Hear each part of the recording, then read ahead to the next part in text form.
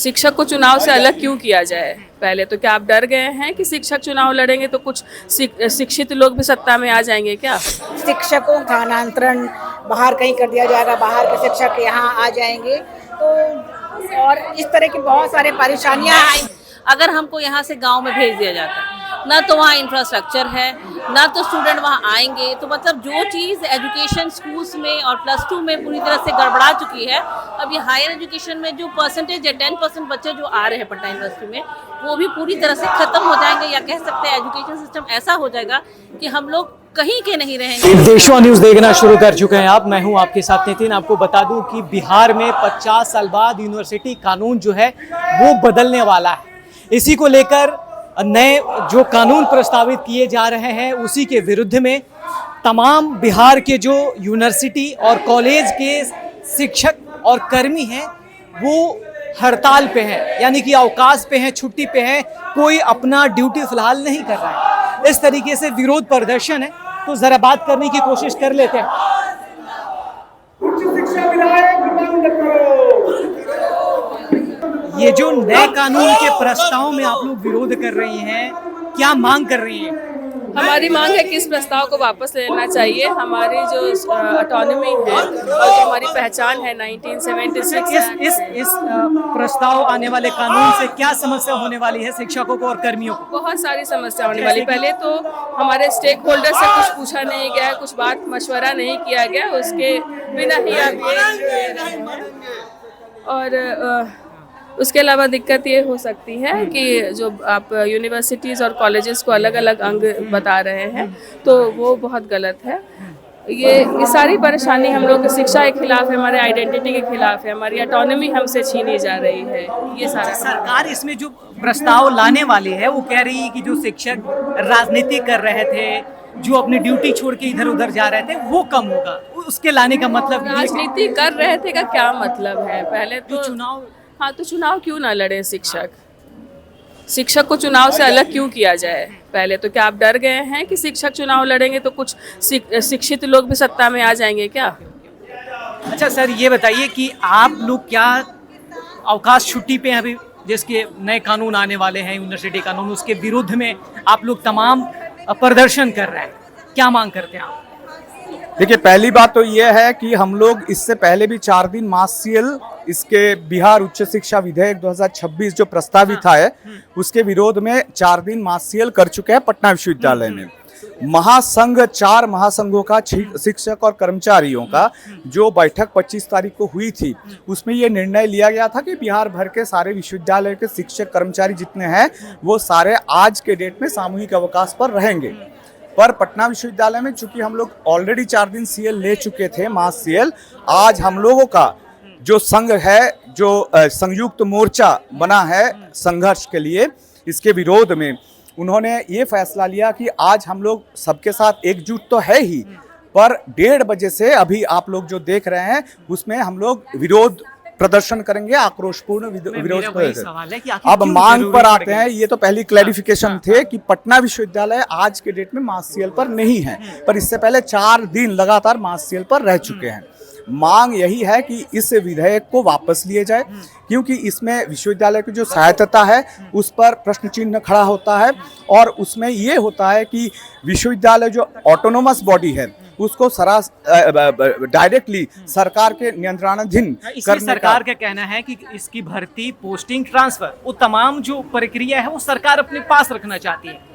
तो इससे क्या तकलीफ होगा? इससे तकलीफ ये होगा कि विश्वविद्यालय एक शिक्षा के जगह है, यहाँ पे सरकारी नियंत्रण ये शिक्षा को बर्बाद कर सकता है, खुली सोच को बर्बाद कर सकता है, क्रिटिकल थिंकिंग को बर्बाद कर सकता है। ये तो थियोरिटिकल चीज़ है।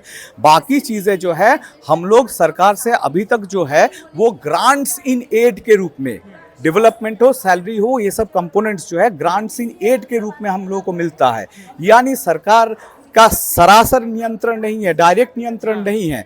अब ये डायरेक्ट नियंत्रण, हाँ, वो उसमें क्या होगा कि जो स्वाधीनता है, स्वतंत्रता है, बोलने की आज़ादी है, वो खत्म हो जाएगा।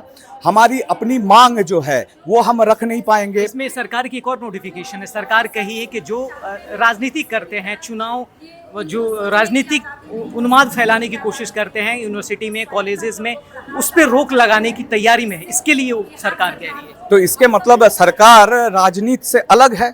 सरकार का क्या कहना है, सरकार बन जाती है बिना राजनीति के। और सरकार का कहना है कि उच्च शिक्षा में जो शिक्षित लोग हैं वो लोग नहीं आए, लुम्पेन लोग ही खाली राज्य का राजनीति संभाले। 1976 में जो कानून है उस तरीके से चलता रहने दिया जाए। हाँ, बिल्कुल उस तरह से चलते थे। हमारा स्वायत्तता, हमारे स्वाधीनता और उच्च शिक्षा में जो क्रिटिकल थिंकिंग, उसको बचाने की जरूरत है। इस देश को देश में बोलने की आजादी को अगर बचाना है तो है विधेयक वापस करानी है। विधेयक क्यों वापस करवाना चाहती हैं? क्योंकि इस विधेयक के चलते विश्वविद्यालय का अपना एक अलग अस्तित्व है अन्य विश्वविद्यालयों से। पटना यूनिवर्सिटी का एक अपना विधेयक है, तो उसके ख़त्म हो जाने से जो है यहाँ पे जो शिक्षकों का जो स्थानांतरण बाहर कहीं कर दिया जाएगा, बाहर के शिक्षक यहाँ आ जाएंगे, तो और इस तरह की बहुत सारे परेशानियां आएंगी। नए कानून जो बनने वाले हैं वो क्या होते, कैसा होता वो कानून अगर बनता तो? जो नया कानून नहीं मिलता तो पहले वाली आने वाली कानून से क्या तकलीफ है? क्या आने वाली जो कानून है उससे क्या तकलीफ होती है आप लोगों की, क्या समस्या हो जाती अगर वो लागू किया जाता? तो सरकार नए अधिनियम पे लागू करना चाहती है 2026। उससे लागू होने से ये विश्वविद्यालय की स्वायत्तता को खतरा था, क्योंकि वही है ना, इस अधिनियम को खत्म कर दिया जाता फिर, और बाकी सारे विश्वविद्यालय के जो शिक्षक है उनका तबादला इधर उधर हो जाता, और ये जो अपना जो अस्तित्व था पटना विश्वविद्यालय का, वो जो इतिहास था वो। आप क्या समझ रही हैं, क्या समस्या होगी?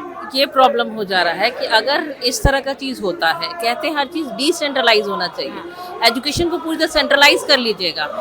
Eight the grass root level जो काम होता है वो टीचर करता है। अगर टीचर पढ़ा रहा है किसी जगह पर, अगर टीचर को पढ़ाने नहीं दिया जाता, अभी पटना यूनिवर्सिटी में ये है कि हर क्लास हर टाइम पर चलती है, अगर हमको यहाँ से गांव में भेज दिया जाता ना तो वहाँ इंफ्रास्ट्रक्चर है, ना तो स्टूडेंट वहाँ आएंगे, तो मतलब जो चीज़ एजुकेशन स्कूल्स में और +2 में पूरी तरह से गड़बड़ा चुकी है, अब ये हायर एजुकेशन में जो परसेंटेज है 10% बच्चे जो आ रहे हैं पटना यूनिवर्सिटी में, वो भी पूरी तरह से ख़त्म हो जाएंगे, या कह सकते हैं एजुकेशन सिस्टम ऐसा हो जाएगा कि हम लोग कहीं के नहीं रहेंगे। एजुकेशन सरकारी तैयारी करती है कि जो टीचर है या शिक्षक है उनकी पोस्टिंग गांव में होना चाहिए, ताकि गांव में भी एजुकेशन बेहतर हो। गांव में एजुकेशन के लिए हम ये नहीं कहते हैं, लेकिन अगर आप एक ही चीज़, अगर हम एक फुटबॉल खिलाना चाहें, अगर हर बच्चे को एक फुटबॉल दे देंगे तो क्या वो खेल होगा?